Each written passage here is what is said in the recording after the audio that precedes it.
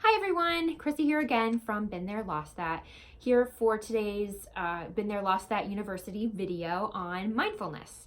So today in this video, we're going to talk about what mindfulness is, what it isn't, how it's important as a tool for weight loss and mental health in general, changing your mindset, and lastly, how to do it. So what is mindfulness?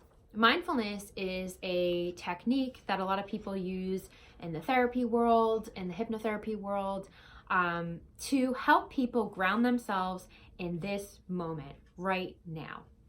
And the idea behind that is it helps you to not be distracted by all the other thoughts rolling around in your head that are trying to get you to focus on other things, distraction. And a lot of the time, those distractions are upsetting. Those thoughts that come into your head as uninvited guests who just barge in without asking while you're trying to do something pleasant, while you're trying to focus on something important. And a lot of those thoughts can be from anxiety, can be from depression, can be from insecurity. There's all different kinds of thoughts that you can have, which are problematic. So mindfulness helps you to stay focused on the here and now rather than all those negative thoughts. Mindfulness isn't meditation. Now, you can practice mindfulness through meditation, but you can do mindfulness whenever. You don't have to just be meditating when you use mindfulness. You can mindfully do just about anything. You can just wash the dishes mindfully. You can take a shower mindfully. You can walk mindfully. And these will be examples that I go through with you. But I just wanted to demystify the concept a little bit because it's become a really popular term that gets thrown around. But it's not just something from yoga that people do. Like, you're not just sitting there like, practicing mindfulness. That's not what mindfulness is. You don't have to be relaxing when you do mindfulness. The goal of mindfulness is not relaxation. It's literally to focus on the present moment right now rather than other things that are bothering you in your mind or just creeping in. It may not even be something bothering you. It could be some distraction. So that's what mindfulness is and what mindfulness isn't. So just want to clear that up. Now, why is mindfulness important for weight loss or living a healthy life when it comes to physically and mentally? So mindfulness is really great to help with things that may be underlying causes of your weight issues. Most weight issues are tied to emotional problems. So if you're able to get a better handle on your emotional problems, you probably will see progress when you're losing weight. I can't tell you how many times I'm sitting there watching these weight loss shows where you have these super morbidly obese people on these shows. They have gastric surgery and they either don't lose weight after surgery or they stop losing weight after surgery pretty quickly. And it's because they haven't addressed those underlying issues. So that's the whole purpose of my channel, is to help you figure out all that stuff that's in your way of getting to that healthy place in your life. So mindfulness for weight loss not only can help you deal with emotional issues, but it can also help you with just basic stuff like your food cravings. It's a pretty practical tool as well, because you have a craving and then you can use mindfulness to not be distracted by that craving and instead focus on whatever is going on that you should be focusing on or that you'd like to focus on, rather than, oh my gosh, I could really use some ice cream, or I could really use one of my big things is like buffalo chicken. Like, I just want things dipped in ranch. Those are usually my cravings. So mindfulness is a great practical tool as well. So how do we do mindfulness? Mindfulness has two components. There's a grounding component, where meditation kind of falls in. It's a grounding technique that people like to use. So what is meditation? Just quickly, meditation is when you focus on a certain thing, whether that's a sound, whether that's a thought, whether that's someone's voice talking you through transporting yourself mentally somewhere else, like going to the beach or going to a beautiful meadow or floating on a cloud, like whatever. That's what meditation is. You're consciously focusing your mental attention on something else that makes you feel better or more relaxed. So that's mindful meditation, is a grounding technique. Other grounding techniques are more physical. Usually grounding techniques are grounded in the five senses. So when you need to ground yourself, focusing on something that is tangible in the room can be really helpful.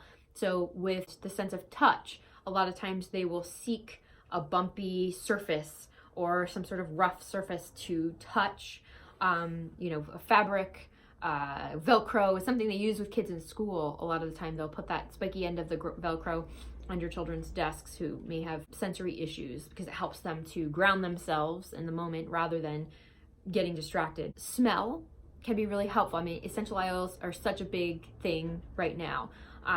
Finding scents that you enjoy, or even if it's not something you've introduced into your environment, like a nice smelling candle or an essential oil, but taking a moment to focus on what the room smells like that you're in is a way to practice mindfulness. Hearing. So you can introduce sounds into the environment that you want to focus on, whether that be like something with the meditation, like focusing on a guided meditation that someone is saying to you on a recording, or you can listen to music that evokes a certain mood.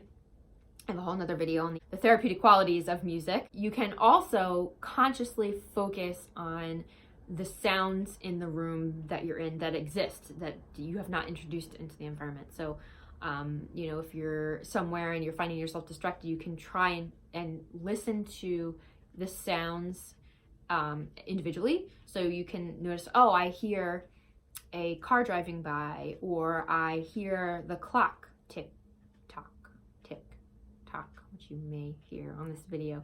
And the other thing that people do is they focus on the sound of their breathing. And you can also try to listen for all the sounds together then. So if you can listen to them one at a time or all together as one. So that's how we use sound. Sight. With sight, you can consciously do something like counting ceiling tiles, looking at something that you enjoy, like finding a picture of your child to look at, or a beautiful painting that you really enjoy to help you to focus. So introducing a new sight into your mindfulness, but you can also use sight to ground yourself by just noticing the things around you. So if you're on a walk and you're finding yourself, worrying about something that's coming up, or being upset about something that had happened in the past, you can ground yourself using sight by noticing your surroundings and like, oh wow, there's some beautiful flowers, or there's a tree and the leaves are falling off the tree, and there goes somebody walking their dog, and I really like that car that just drove by. Those are ways to use your senses to ground yourself. So that's a grounding component of mindfulness. The second component of mindfulness is using your thoughts, and getting a little bit more control over your thoughts, because let's face it, we can control our thinking to a certain extent. We can't control our emotions, but to a certain extent, we can control our thoughts, because generally emotions follow thoughts. So if you want to feel better emotionally, you want to target your thinking so that the emotions can follow in a more positive way. So that's what we do with mindfulness. We have, bear with me, this sounds a little crazy, but we have 3 voices in our head. We all do. When we talk in terms of anxiety, we have worried voice. Worried voice is that what if scenario. What helps sometimes too is I have people name their anxiety, because it helps them separate themselves from it. Because like anxiety, depression, all those things are not you. You are not your depression. You are not your anxiety. You are not your trauma. But they are things that kind of happen to you. So don't own that. Anyway, so when you have these thoughts come in for worried voice asks those what if questions, like what if my child gets hurt? What if my marriage fails? What if I get fired from work? All of those things are things that worried voice will say. Second voice is false comfort voice. False comfort voice is just that. It's not comforting, even though it tries to be. False comfort voice comes in and says, oh no, your marriage is fine. You're not gonna get a divorce. Are you kidding? You fought about all these different things and he's still here. So why are you worrying about this? We're fine. Or nothing's gonna happen to your kid. You love his school and his teachers are very trustworthy. Nothing's ever gonna happen to him. Now, false comfort has good intentions. However, it doesn't do the job because there's always some sort of banter back and forth. Yes, but there was that one time that he bumped his head at school and they weren't able to catch him in time and he had a bruise and they had to take him to the doctor. So worried voice is really good at going back and forth with false comfort voice. They just have this debate all the time. And I'm sure this seems, familiar to you because we all have it. The third voice, which is the voice that most of us don't even really know we have unless we start talking and learning about mindfulness, is called wise mind. Now, wise mind is kind of disconnected. It's the passive observer who sees what false comfort voice and worried voice are talking about, but doesn't comment. He just observes. And he sits back and he says to worried voice and false comfort voice, you guys can go back and forth all day long if you want to. But let's focus on what's going on right now. Let's focus on this thing that we're trying to focus on that now you're distracted from, or let's focus on this thing you're trying to enjoy but now you can't enjoy because you have all these thoughts going through your head. That's what wise mind does. And we need to strengthen wise mind and really practice using wise mind. That's why mindfulness really needs practice in order for you to integrate it into your life as a coping skill over the long term. So first, we use our three voices and then we ground ourselves. If we have difficulty getting to the three voices, then we ground ourselves first. Use the three voices and ground ourselves again. I went to a training not too long ago on mindfulness and other techniques, and the woman really said it best when she said that mindfulness is a way to refocus your attention. After you're distracted 100 times, you refocus your attention 101 times. So when you're practicing mindfulness, you may get distracted while you're doing it. And that's okay, and it's to be expected. That's just how our brains work. We're built for multitasking, and we're analytical, and we're trying to figure out the reason behind things and all of that stuff. So mindfulness is hard. It's a really hard concept. So the next video is going to be about how to practice it. So I'm going to show you exactly how to do mindfulness, and I'm going to give you a lot of examples. So if you like what you saw today, please like and comment and subscribe to my channel. Hit the little bell to get notifications whenever I post new videos here on Been There, Lost That. Thanks.